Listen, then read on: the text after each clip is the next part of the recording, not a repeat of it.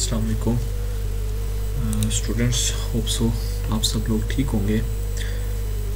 ये मैंने आज यूनिट नंबर 7 करंट इलेक्ट्रिसिटी जो कि NMD कैट के सिलेबस का हिस्सा है और यहाँ से अच्छे खासे MCQs बनते हैं। तो वो टेस्ट हुआ है तो उसकी की जो है वो मैं आपसे शेयर करने लगा हूँ। ये जो की है ये किस तरह चीज़ें सॉल्व होंगी। अब इसमें जो ये सारे बहुत इंपॉर्टेंट MCQs हैं और इनके रिलेटेड बनते होते हैं हमेशा।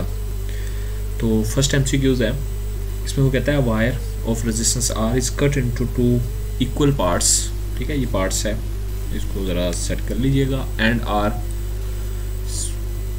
Bundled side by side and the resistance is. अच्छा, वो कहता है साइड बाय साइड का जो फैक्टर है ना, ये आपने याद रखना है। जहाँ पे वर्ड साइड बाय साइड आ जाता है वहाँ पे पैरेलल रेजिस्टेंस डिस्कस होती है, पैरेलल। ठीक है, तो अगर तो रेजिस्टेंस पैरेलल डिस्कस हो रही है तो मैंने आपको बताया प्लस रेजिस्टेंस सेम है, आर रेजिस्टेंस है, तो सेम रेजिस्टेंस हो, पैरेलल में हो, तो उसका शॉर्टकट मैंने एक फार्मूला आप लोगों को बताया था, आर बाय एन स्क्वायर। ठीक है, आर बाय एन स्क्वायर।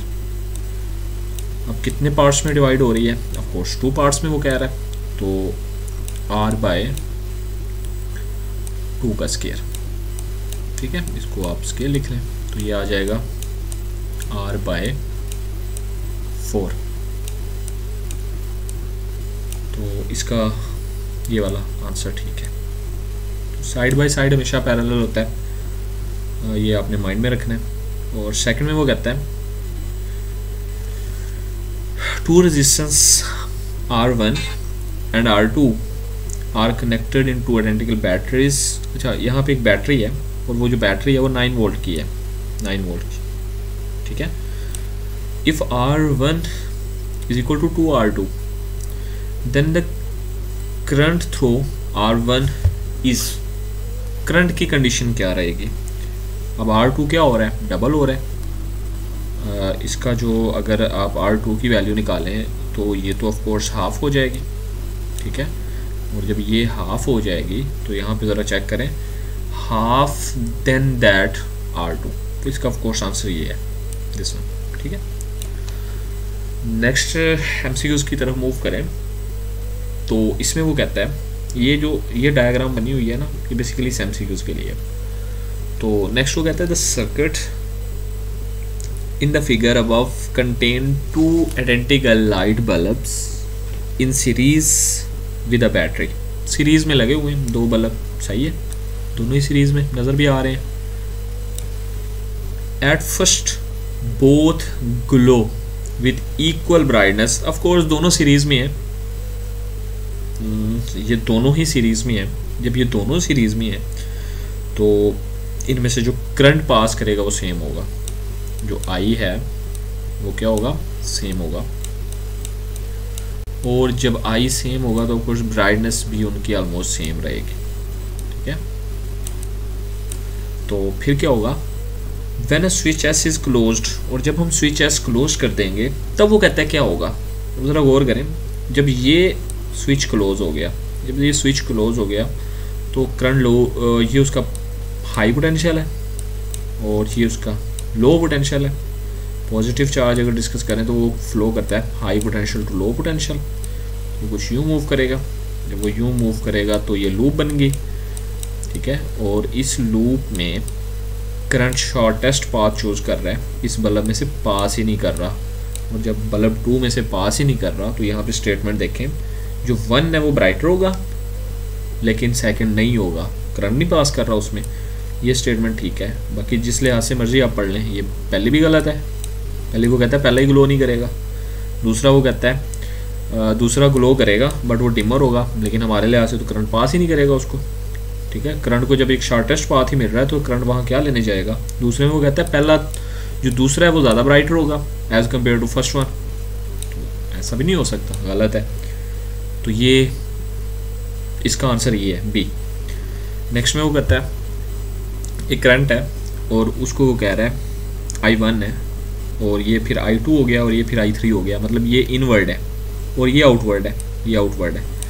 तो हमने किरचॉफ फर्स्ट लॉ में पढ़ा हुआ है कि current inward is equal to the current outward.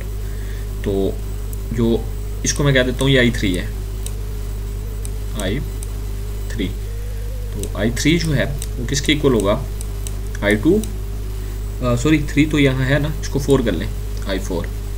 तो इसको आप कह दें I3 प्लस I2, 2 पहले लिख लें बाद में लिख लें, डजेंट मैटर। तो इसका आंसर ये है आपके, ठीक है। होप सो समझ आ गया होगा। नेक्स्ट में वो कहता है अ कंडक्टर रेजिस्टेंस 3 ओम, एक कंडक्टर है उसकी रेजिस्टेंस 3 ओम है। फिर वो कहता है लेंथ इज डबल्ड, और हमने उसकी लेंथ जो है वो डबल कर दी। फार्मूला होता है R is equal to rho L by A, ये एक फार्मूला है सिंपल। जब आप लेंथ को डबल कर रहे हो, अब मैं इसको ज़रा R प्राइम बोल देता हूँ, ठीक है। लेंथ डबल करने पे ये रेजिस्टेंस चेंज हो जाएगी, तो ये होगी rho resistivity 2L by of course area half हो जाएगा, ठीक है। तो एरिया हाफ हो गया, तो ये यहाँ आके इससे मल्टीप्लाई हो जाना है।